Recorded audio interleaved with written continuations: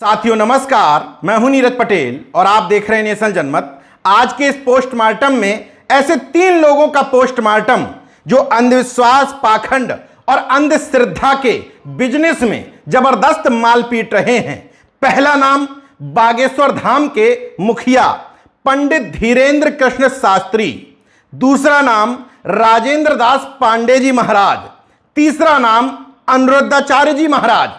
तीनों लोगों में एक बात कॉमन है कि तीनों का ही जन्म मध्य प्रदेश में हुआ, मगर अफसोस मनुस्मृति के नियमों के हिसाब से इन तीनों लोगों को ब्रह्मा के मुख से पैदा होना चाहिए था। मगर तीनों की ही जानकारी जब आप खंगालते हैं तो इन तीनों का जन्म वैसे ही हुआ जैसे एक सामान्य मनुष्य का होता है, मतलब हमारा आपका जैसे हुआ है। आज इन तीनों की चर्चा क्यों?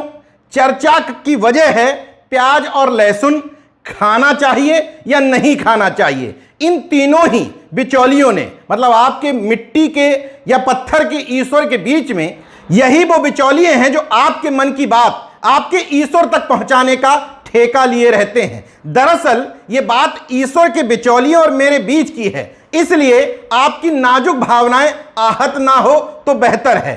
परम शक्तिशाली ईश्वर के बिचौलिए हैं ये, और ये भी इतने परम शक्तिशाली हैं कि सीधे सीधे आपको रोग क्या है उसका पर्चा बना देते हैं, बिना पूछे आपका नाम बता देते हैं, दूर से देख करके आपका भविष्य बता देते हैं। इसलिए आप अपनी नाजुक भावनाएं आहत मत करिएगा। ये इतने ताकतवर हैं कि ये चाहें मुझसे नाराज हो जाएं तो दूर बैठ करके मुझे भस्म भी कर सकते हैं, श्राप भी दे सकते हैं, और ज्यादा नाराज हो जाएं तो मंत्र पढ़ करके या पानी फूंक करके मेरा सर्वनाश भी कर सकते हैं। असली मुद्दे पर आता हूं। दरअसल बागेश्वर धाम के मुखिया धीरेन्द्र कृष्ण शास्त्री से पाखंड और अंधविश्वास में डूबे उनके एक अंधभक्त ने उनसे पूछा कि गुरुजी प्याज और लहसुन क्यों नहीं खाना चाहिए। तो पहले तो उन्होंने ऐसी रिएक्शन दी जैसे तनु बेट्स मनु फिल्म में एक फर्जी प्रोफेसर ने रिएक्शन दी थी, चूंकि उनको सवाल का जवाब पता नहीं था। तो उन्होंने कहा वेरी गुड क्वेश्चन। दोनों की रिएक्शन पहले देखिए। Any question? Sir, which is the more common phenomena, bicardia or tricardia? Good question. You are a good question. प्याज और लहसुन में दोष का है, वो जमीन में उगता है जैसे आलू उगते हैं, मूली उगता है, वैसे ही। तो हमारे जो भाव दूर करें।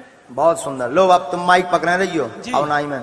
प्याज और लहसुन इसीलिए नहीं पाई जाती, बहुत सुंदर प्रश्न है। पहले नंबर तो इन्हें ताली बजा के धन्यवाद दे।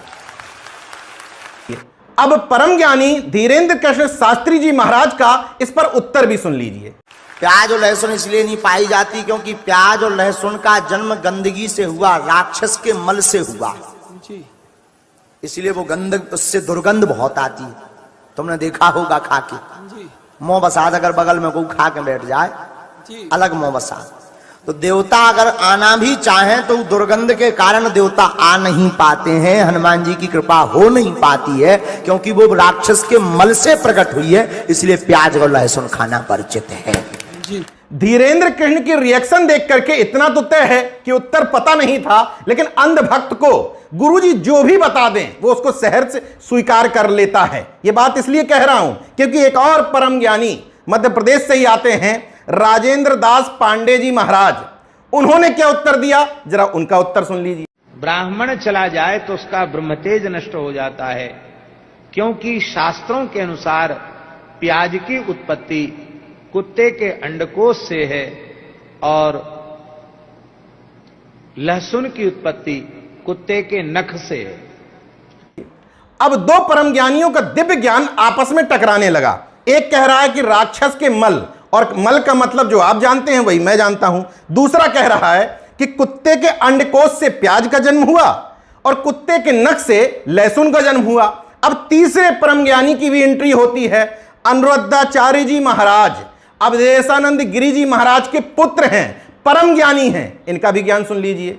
क्योंकि लहसुन प्याज का भोग भगवानों को इसलिए नहीं लगता क्योंकि जब राहु ने समुद्र मंथन का अमृत पिया तो राहु ने पिया तो भगवान ने उसका सिर काट दिया, तो उसके एक बूंद तो अंदर चली गई जिसको केतु कह दिए, पर 2 बूंद और थी जो जमीन में गिर गई, तो 1 बूंद लहसुन बन गई, 1 बूंद प्याज बन गई। मुझे लगता है कि इन तीनों में अनुरुद्धाचार्य महाराज जी ज्यादा स्मार्ट हैं। उन्होंने बीच का रास्ता अपनाया। समुद्र मंथन की कहानी तो सुनाई, लेकिन लहसुन और प्याज को अमृत भी बता दिया। यह भी ज्ञान सुनिए। गई है तो ये अमृत औषधि है बहुत बड़ी, आयुर्वेद इसे अमृत कहता है। कोशिश करिए कि लहसुन प्याज दवाई के तौर पे तो उपयोग करिए। सर्दी आवे तो ज़रूर लहसुन बच्चों को खिलाइए।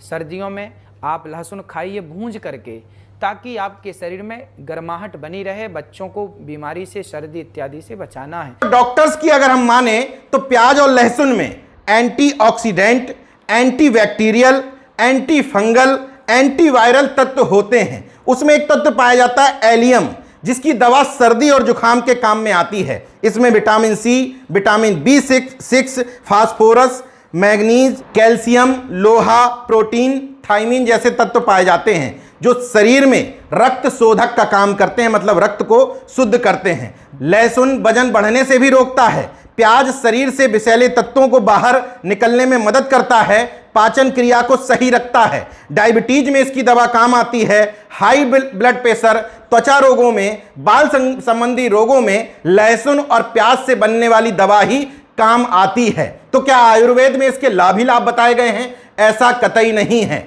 मगर विज्ञान ये कतई नहीं कहता कि प्याज और लहसुन खाना ही नहीं चाहिए। हाँ, ये जरूर कहता है कि उसकी मात्रा सीमित होनी चाहिए। ऐसा सभी तत्वों के बारे में कहा गया है। किसी भी चीज की मात्रा शरीर में आवश्यकता से अधिक शरीर को नुकसान ही करती है। मगर भक्तों के कई ऐसे दरबार हैं जहां प्याज और लहसुन का खाना वर्जित माना जाता है। ऐसे कई दरबारों को घाटे का दरबार भी कहा जाता है। मगर ऐसे घाटे के दरबार वालों को मैंने कभी फायदे में आता नहीं देखा है। इन तीनों परम ज्ञानियों, दिव्य ज्ञानियों के शिष्य भी लाखों की संख्या में हैं। इन कथावाचकों को लाखों की संख्या में अंधभक्त बैठ करके सुनते हैं। लेकिन ये तीनों ही आपको विज्ञान से दूर रख करके आपके दिमाग में दकियानूसी, पाखंडी, अंधविश्वास से परिपूर्ण बातें ढकेलते जाते हैं। इसलिए मेरा अनुरोध है कि उम्र आपकी ज्यादा हो गई है, भले ही इस मूर्खता में पड़े रहो, लेकिन अपने घर के बच्चों, विशेष करके बेटियों और महिलाओं को इन पाखंडी बाबाओं, मौलवियों, हकीमों, ज्योतिषाचार्यों, कथावाचकों, जादू टोना और झाड़ फूक करने वालों से दूर रखिए। तमाम सारी खबरें ऐसी आती हैं, कहीं संतान प्राप्ति के नाम पर, कहीं अच्छे नंबर के नाम पर, कहीं नौकरी दिलाने के नाम पर। तमाम जगह से इन पाखंडियों ने बच्चियों के साथ गलत हरकतें की हैं। अपने अंधविश्वास के कारण इनका भविष्य अंधकार में मत डालिए। देखते रहिए नेशन जनमत, जागरूक और सजग बने रहिए। जय विज्ञान, जय संविधान, जय लोकतंत्र। धन्यवाद।